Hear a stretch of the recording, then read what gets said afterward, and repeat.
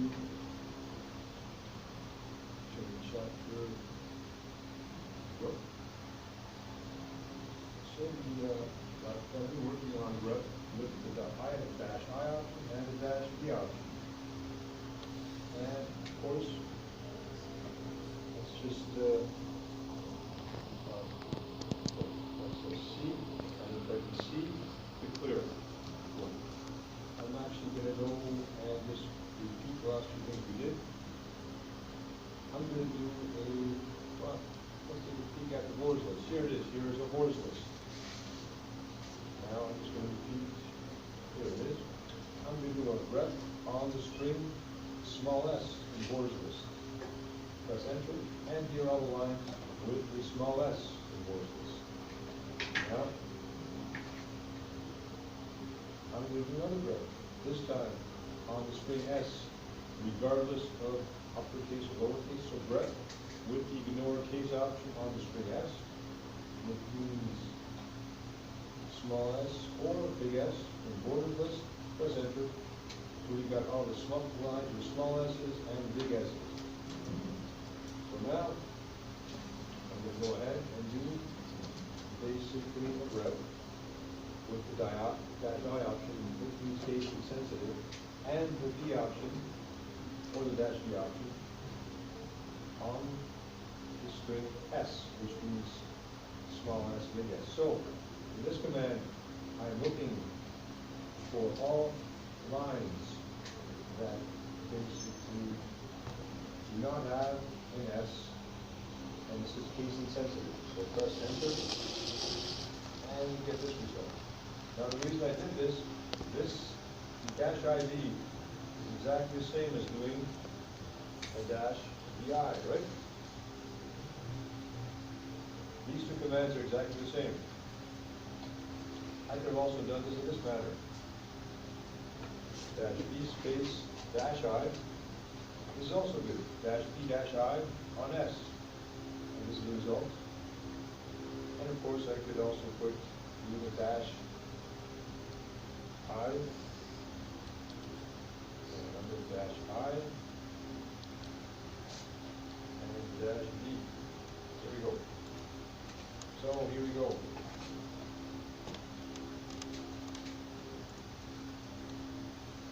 This is in essence the same command, right?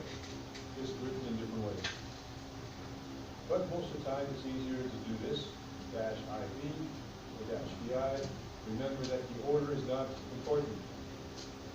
So, let's continue. And there are other options.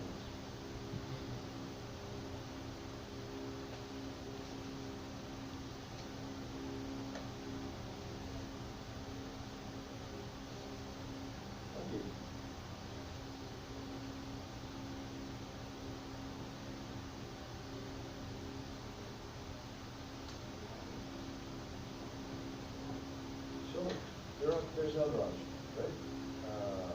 Capital A, capital B, capital C. We're going to take a look at that too.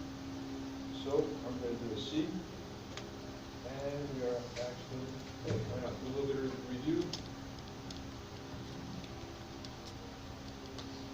History, right? Remember history? Here we go. Here we have history. And another. So we're going to take, now I'm going to actually leave this till the end. We're going to do some reps on history, but I'm going to leave that till the end. So let's do a man rep, right? Man, the rep manual. And let's look at the options in man rep. So we found dash I, but somewhere here there should be a dash ABC.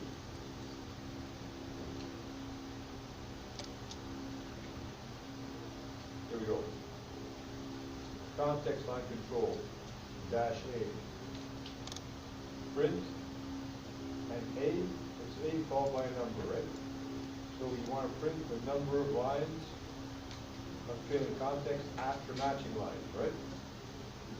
And we have a dash B with a nut followed by a number. Print the number of lines of leaving context before matching line, right? And then we have the dash C option followed by number, and these print number of lines without the context, and num is the number of lines before and after the matching line. So if this seems confusing, let me try and explain that. So here we have the voters list, right? Here we go. So now,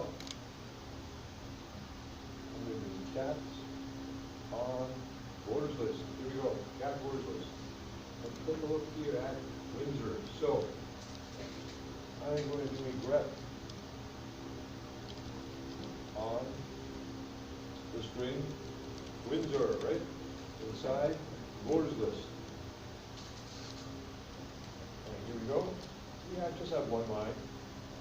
And that line is has Pietro Windsor on it, right? However, if I wanted to see basically the line that has all lines having Windsor, but also the line before that, right? So if I do a grep dash calculate one Windsor voters list, I'm going to press enter. Okay. So actually dash A is after. So what the dash A option does, it gives me a grep on all lines with Windsor. That's displaying Pietro Windsor, but also it gives me Pietro Windsor plus the next line after the match, right?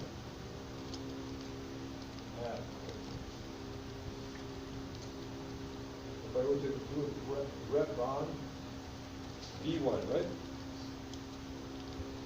On the string Windsor in voters list. Well, I'll press enter. It'll give me the line that has Windsor on it, like Pietro Windsor, plus the one line before, right? Here we go. And this one represents B represents lines before, 1 represents one line before, right? So,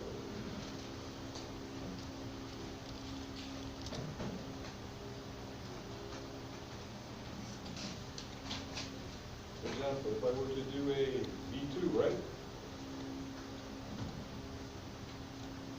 Grep dash B2 on Windsor.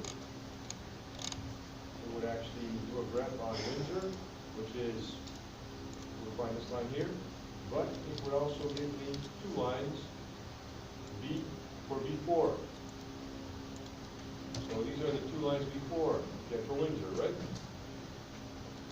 Then if I go back to grep A1 Windsor voters list, I'm doing a grep on the string Windsor.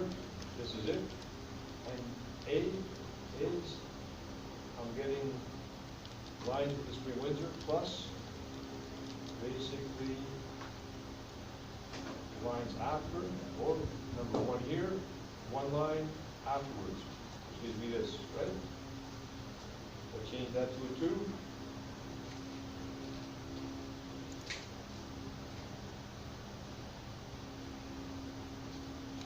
Well, you get Pietro Windsor plus 2 lines after, which includes these 2 lines.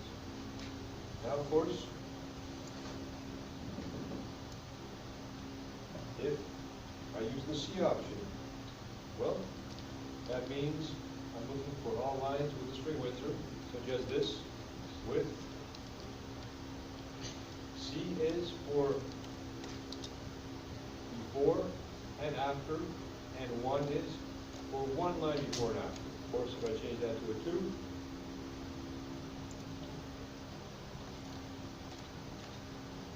press enter, then here we go, a grep on Windsor, the C representing basically lines before the match, the C2 representing 2 lines before the match and 2 lines after the match. So this is pretty well how the A, B, and C options work, right?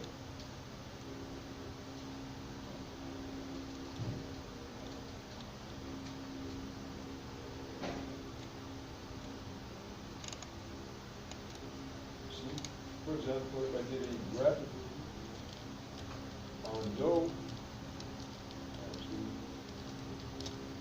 Doe in the borders list, I would get John Doe. And if I did a grep dash C3 on Doe in borders list, I would get basically the line with Doe on it, that's John Doe, with this C3 option, C for before and after, 3 for 3 lines. So here, 3 lines before and 3 lines after, right?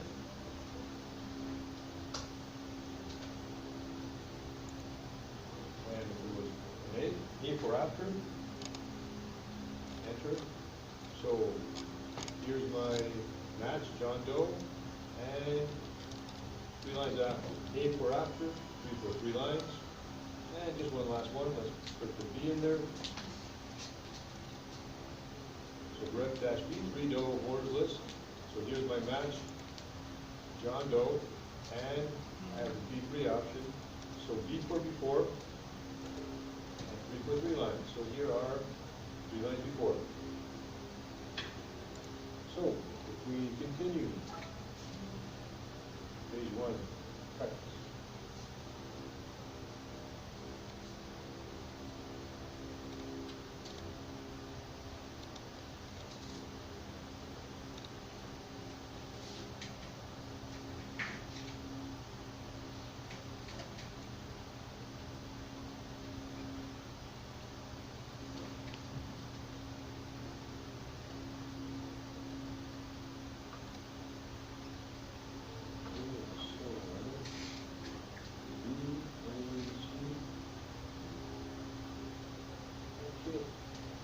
So here's some, so now there are some other options pertaining to the grep command that are not covered in this chapter, right?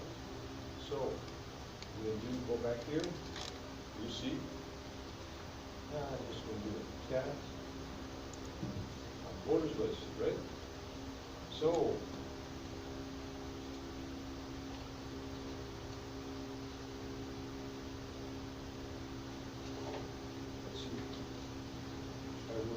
grep, right? On